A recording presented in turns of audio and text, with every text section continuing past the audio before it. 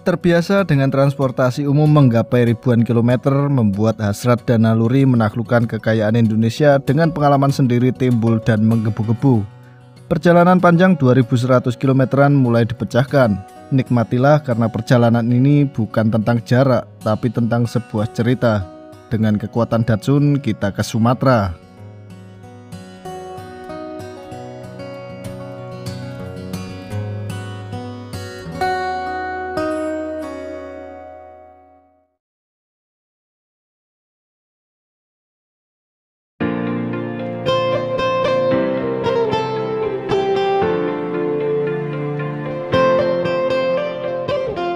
Indonesia punya ragam budaya dan kekayaan yang melimpah. Rasanya kurang lengkap kalau kita belum pernah mencoba mengendarai sendiri keliling Jawa Sumatera Barat.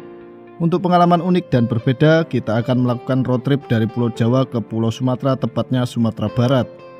Rencana membawa mobil sendiri tentu banyak yang perlu dipersiapkan. Perjalanan panjang ini membutuhkan fisik yang prima, mental yang kuat, dan tentunya kesehatan mobil itu sendiri. Kini kita coba membangun kembali mobil murah LCGC untuk menjamah jalanan Jawa Sumatera, hingga akhirnya road trip ini bisa terwujud.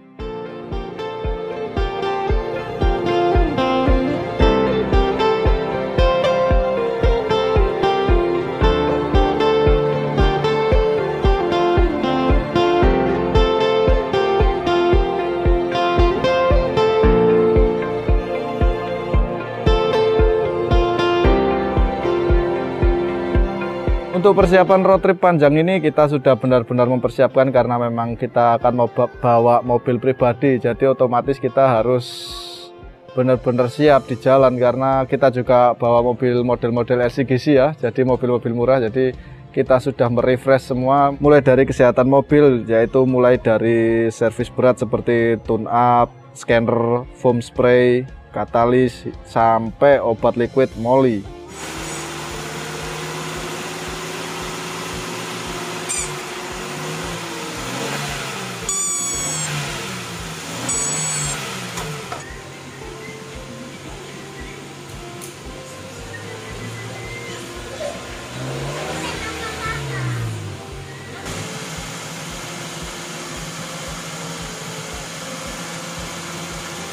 Selain itu kita juga sudah ganti oli, jadi mungkin oli itu yang paling penting untuk sebuah kendaraan ya, apalagi perjalanan kita jauh banget antar pulau. Jadi kita juga sempatkan untuk ganti oli dengan merek Eneos dan sekalian ganti filter olinya.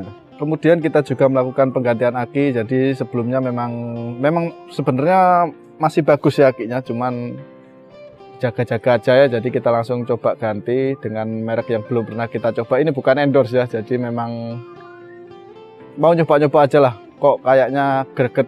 Sebenarnya untuk aki kering itu harganya hampir sama semua. Kita coba pakai merek Amaron yang warna hijau, katanya sih ada pendinginnya. Jadi kalau nggak salah sih kemarin tukangnya ngomong memang asli dari India, jadi tembaganya warnanya putih, jadi kita coba aja. Dan untuk jenis mobil yang kita pakai itu Datsun Go Plus di tahun 2015. Jadi kalau 2015 masih seri-seri LCGC. Jadi kalau tahun Datsun yang tahun 2014-2015 itu masih nggak ada pilihan. Jadi cuma satu unit itu aja. Tapi kalau udah 2018 ke atas udah ada level-levelnya, maksudnya ada yang paling tinggi, ada yang paling rendah, ada yang paling murah, ada yang paling tinggi. Tapi kalau 2015 satu seri. Jadi kita pakai yang Datsun Go Plus 2015. Dan untuk persiapan trip panjang ini benar-benar kita setelah mesin kita perbaiki, kita refresh, kita cek semua sektornya, kita juga mengganti penampilannya. Jadi melalui yang awal pertama kita ganti adalah cat. Jadi kita dari body kitnya yang awalnya warna hitam kita coba ganti warna putih dulu. Kemudian beberapa bagian-bagian yang sudah mulai mengelupas kita cat ulang lagi jadi warna putih, jadi biar serasi aja dari depan, samping, sama belakang. Kemudian setelah itu kita juga ganti kaca film. Jadi untuk bawaan kaca film dari Datsun Go itu sebenarnya sudah bermerek ya, dari Solar Guard masih ori. Jadi kita ganti karena memang selain untuk kenyamanan juga untuk privasi, kita ganti lebih gelap dengan ganti yang murah-murah aja sih sebenarnya. Kalau sampingnya kita kasih 80%, yang depannya 50 apa 60% gitu. Jadi untuk kenyamanan dan keamanan juga, nanti kan kita Sumatera takutnya kalau ada apa-apa rawan di jalan. Kemudian untuk jok juga kita sudah ganti. Jadi untuk Datsun awalan ini memang kayak triplek ya. Kita tipis dan kalau buat perjalanan jauh pasti dijamin capek. Jadi kita ganti model sofa lah, model sofa. Ya resikonya kalau udah diganti dengan model sofa kayak gini akan jarak tiap space-nya akan semakin sempit. Jadi ya nggak apa-apa, tapi untuk tempat duduk, untuk dibuat tidur ataupun untuk perjalanan jauh lebih nyaman untuk bentuk sofa daripada yang ori bawaannya. Dan kita juga sempat ganti 4 ban. Jadi sebenarnya ban masih bagus ya, cuman karena kita nanti takutnya ada apa-apa di jalan, lagian untuk lintas Sumatera kita tahu sendiri kerasnya aspal kayak gimana. Jadi kita bakal langsung ganti bannya 4-4-nya itu pakai merek dengan Bridgestone. Awalnya sih saya pakai Dunlop, cuman kok pengen berubah ke Bridgestone, ya naik level dikit lah, nggak apa-apa demi keselamatan. Sebenarnya selain untuk ngeksplor jalanan dari Jawa Sumatera, kita juga sebenarnya pengen ngetes gimana sih kalau kita naik mobil pribadi dengan kelas LCGC dengan rute sejauh itu. Sebenarnya sama jaraknya antara jalur lintas tengah, lintas barat, sama lintas timur. Entah kita bakal lewat mana, pokoknya jaraknya kalau dihitung secara kasar itu kurang lebih ada 2100 kilometeran. Jadi ya sama lah, tapi kita belum tahu bakal lewat mana. Jadi nanti kita sambil jalan bakal nentuin mau lewat mana. Jadi kalau nanti ada istirahat di suatu tempat, kita pikir lagi lewat mana. Sebenarnya saya pengen lewat jalur barat, karena bis juga ada yang lewat situ, kita pengen lewat situ, tapi memang resikonya ya kita belum pernah lewat situ gitu aja. Kalau lintas tengah, lintas timur kita udah sering, jadi lihat saja nantilah kita bakal lewat mana. Mungkin karena nggak dikejar waktu ya, jadi untuk trip kali ini jangan berharap wah ini naik gini kok lama banget. Enggak, kita memang menikmati. Jadi kalau capek istirahat karena kita juga bawa bocil-bocil, jadi ya mau seminggu mau sebulan di jalan gak masalah, yang penting sampai tujuan dengan selamat. Jadi jangan berharap wah kok hari segini kok masih di gini. Nah itu kita nggak pikirkan, yang penting kita menikmati. Jadi jalan ada yang capek, salah satu capek istirahat, kalau nggak kuat nginep gitu aja, di jalannya aja lah.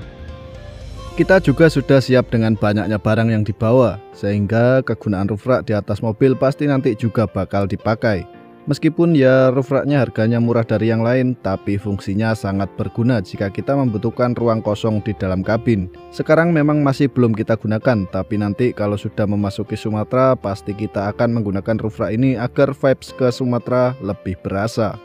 Kalau kondisi lapangan ya insya Allah aman lah dari sini. Beratnya, yang penting kita tertib gitu kan, nggak bikin onar gimana. Kelok 44 ya. Padahal jaraknya nggak begitu jauh, cuman karena jalan yang begini asli gokil. Ini pengalaman pertama kali saya kesini, mantap. Kalau udah masuk Sumatera vibes-nya udah beda, jadi kita nggak merasakan lelah sama sekali. Pak pengennya lanjut terus, tapi ternyata memang kita sudah masuk ke lintas tengah, jadi takutnya kan kalau malam kita nggak tahu medan, jadinya kita istirahat dulu di Linggau dan nanti kita lanjut lagi ke arah Sumatera Barat, Jambi, Sumatera Barat. Kemudian untuk beberapa kendala sih ya saya lihat sih memang dari medan jalannya, karena beda dari sama di Jawa. Tapi kalau malam itu banyak bus truk batu bara Di ya kan, Junjung itu. iya kan buahnya ke Padang itu, yang dari Jambi, dari mana itu kan, ada yang ke Bengkulu, ada yang ini dibagi-bagi, apalagi yang truk besar tuh kan. Tahu sendirilah jalannya Sumatera kayak gimana jamnya. Mungkin kalau naik bis kita bisa enak leha-leha ya, karena disupirin. Nah ini kan kita ganti-gantian, jadi kerasa banget mobilnya. Terus karena mobilnya juga nggak begitu besar dan pendek ya, jadi jalan di Sumatera kan lubangnya banyak ya. Jadi kalau guncangan serat, kerasa banget. Family lah nggak? Nggak family lagi ya? Ntar Mani habis sumber marah lagi. Jalannya nggak ngotak ya, banyak tambulan, lubang di mana-mana. Sampai ada satu tragedi. Cuman ya emang gokil sih. Tapi tolong buat pemerintah Muara dan Jambi dan seluruh pemerintah di Sumatera, tolong dong lubangnya tambelnya yang bener, yang rata anjir. Ini pelek kita sampai keroak tadi.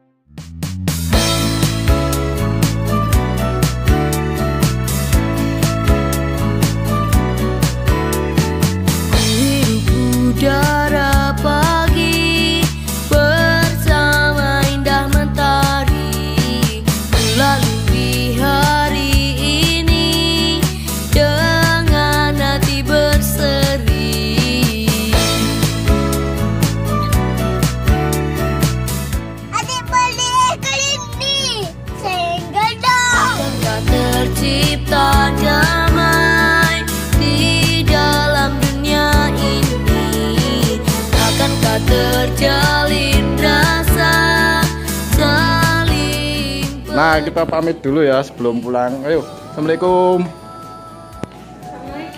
Assalamualaikum. Yo, saling mutih dulu. Nah, mau jalan-jalan.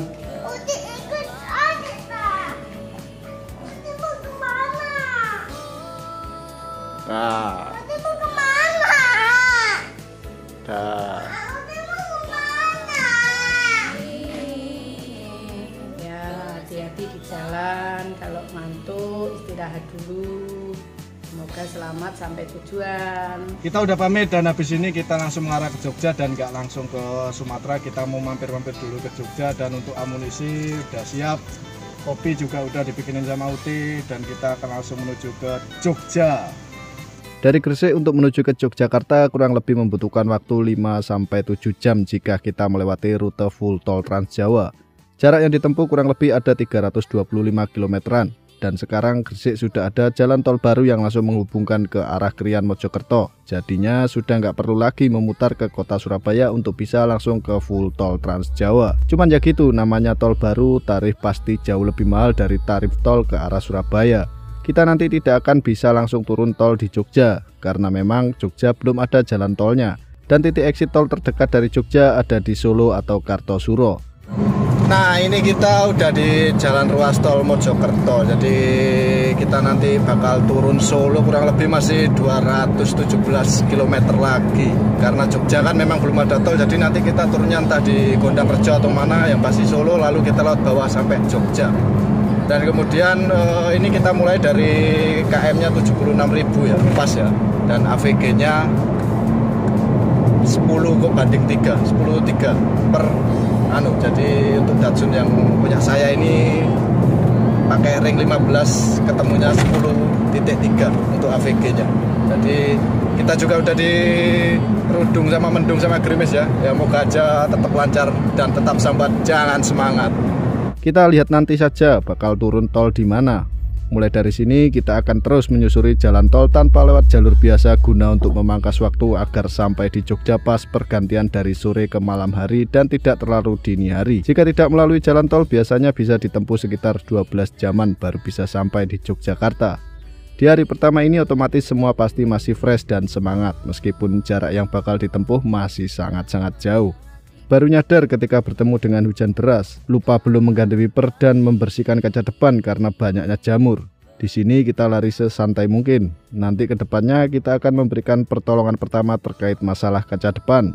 Sekarang kita seperti ini dulu. Berangkat siang gini enak, nggak banyak bertemu bus-bus malam yang sudah aktif ke arah barat. Paling ya bisa ketemu 1 atau 2 bus dalam jangka berapa jam sekali. Siang bolong dijamin jalanan sepi dan tidak seramai kalau sudah sore atau malam hari. Kita tidak akan memaksakan begajulan. Pokoknya kalau dirasa lapar ya melipir dulu cari rest area terdekat.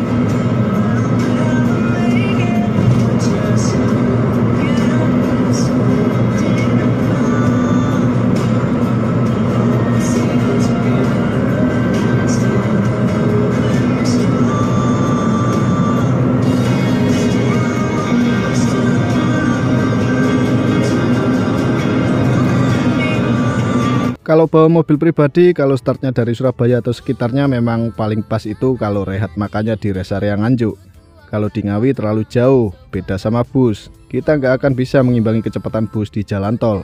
Jadinya untuk urusan perut mending cari makannya di sekitaran Nganjuk karena sudah terhitung jarak pertengahan dari Surabaya ke arah Solo atau Jogja.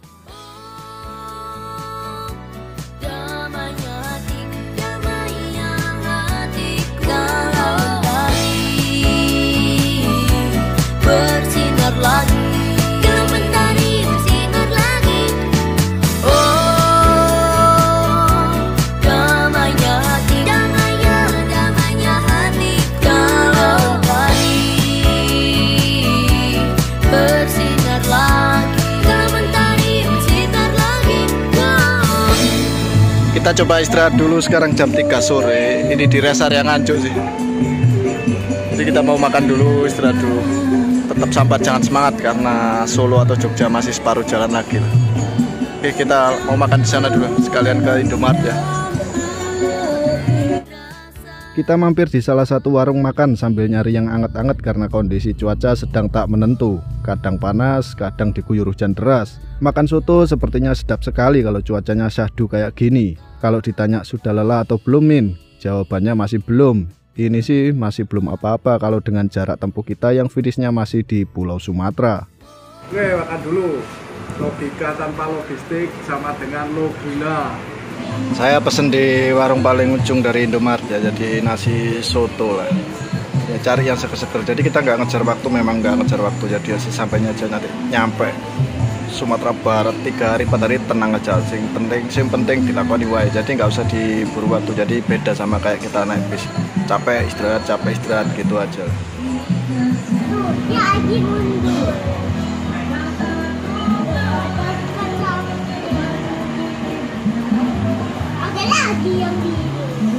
Ada Pepo. Kita jadi langsung berangkat ya, nggak terlalu lama karena hujan, anginnya juga ngeri, jadi nggak terlalu lama lah. Suasananya nggak mendukung buat istirahat ngudut-ngudut, jadi kita langsung mengarah ke Solo aja. Bawa bocil keributan gini nomor 1 jajan pokoknya. Makan terakhir, yang penting jajan dulu. Wah, modalnya ini bengkak buat bocil keributan tok ini.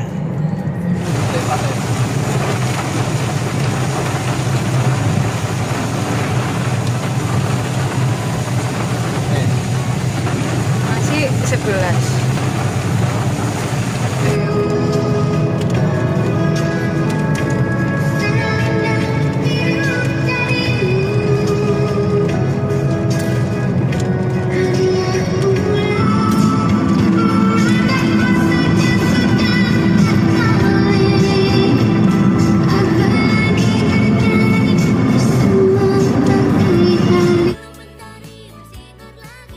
Memasuki Jawa Tengah, hari sudah menunjukkan temaram. Kalau dihitung normal, ini masih dalam jangkauan target kita. Biasanya nanti melesetnya kalau sudah lewat jalur biasa dari Solo, Kartosuro ke arah Jogja. Kita tahu sendiri macetnya kayak gimana, nggak pagi, siang, sore, ataupun malam.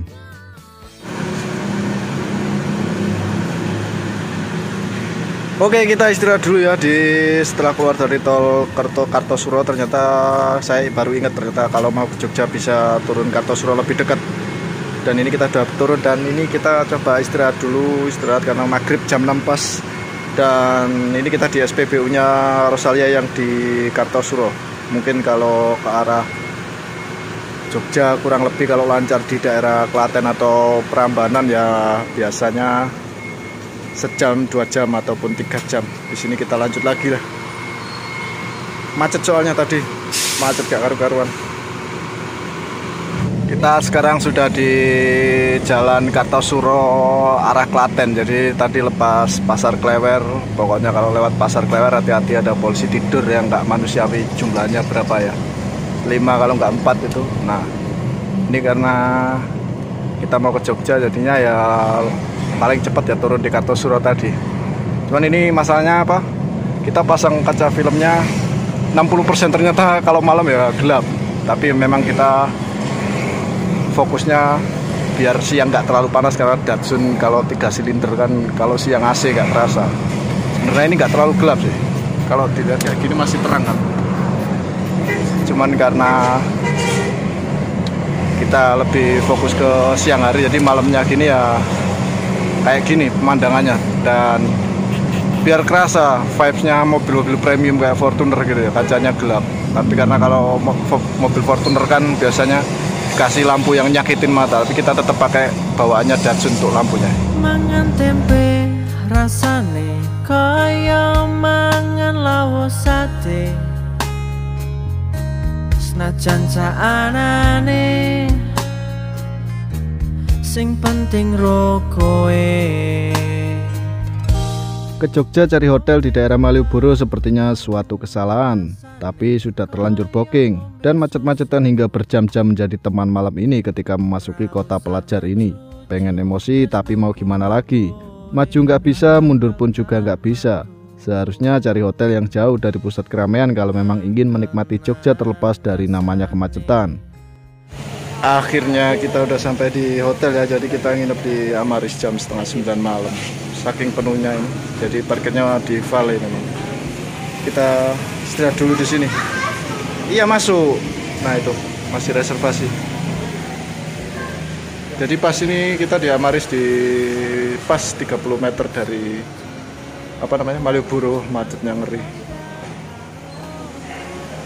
Waktunya istirahat, besok kita lanjut jalan lagi. Adep Pepo.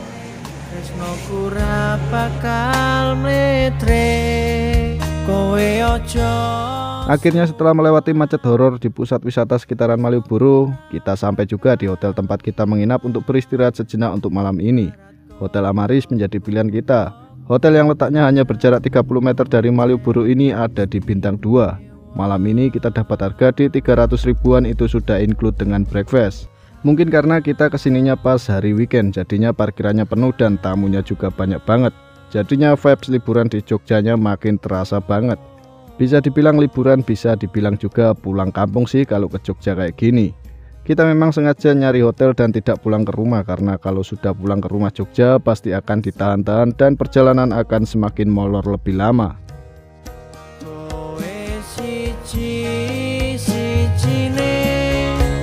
Aku bangga karo kowe. Selamat pagi. Jadi ini kita udah di Jogja dan rencananya sih kita nginepnya cuma semalam di sini. Kita mau geser sih, tapi masih tetap di Jogja karena ada beberapa hal yang harus kita selesaikan dan mau nyeken mobil dulu karena memang ada yang perlu kita perbaiki, kemudian cari beberapa oleh-oleh karena banyak yang minta oleh-oleh. Mungkin kita cari hotel yang agak sepian dikit karena di sini rame banget. Ini pagi udah jam 10, paling check out jam 12, kemudian nanti kita langsung mungkin keliling-keliling Jogja dulu dan kita tadi udah sarapan sih. Kita udah keluar dari hotel dan kita langsung, karena jaraknya deket sama Bakpia 25, jadinya kita langsung mampir ke Bakpia 25 karena pesenannya memang mintanya Bakpia 25. Jadi ini langsung pabriknya. Gak sampai ya muter dikit lah. Kalau Jogja kan banyak perpuden satu arah, jadi kita kalau pakai mobil habis check out tadi muter dikit, kemudian kita udah nyampe dan kita langsung masuk aja ke sini. Kayak gini, jadi ini pabriknya sih. Langsung masuk aja. Mendung ya Jogja ya, tapi kalau nggak panas ya enak sih. Nah ini alamatnya ini. Ada di Jalan Aib 2 KS Tubun. Ke Jogja kalau nggak sekalian beli oleh-olehnya rasanya belum lengkap. Salah satunya pabrik dari Bakpia 25 yang terletak di sekitaran Patuk ini. Kita nyoba nyari oleh-oleh di sini. Mungkin karena orang lama jadinya lebih percaya ke legendanya bakpia. Meskipun di sekitaran daerah Patuk merupakan pusatnya bakpia di Yogyakarta. Tinggal selera saja sih mau beli di mana. Untuk harga per kotaknya di sini kena harga 35 rindu. Untuk episode kali ini kita sampai di sini dulu. Di episode selanjutnya kita akan sedikit mengeksplor tentang kuliner dan oleh-oleh asli dari Jogja serta melanjutkan perjalanan ke barat untuk mencari kitab suci. Putraku Jogja, kowe jen istimewa.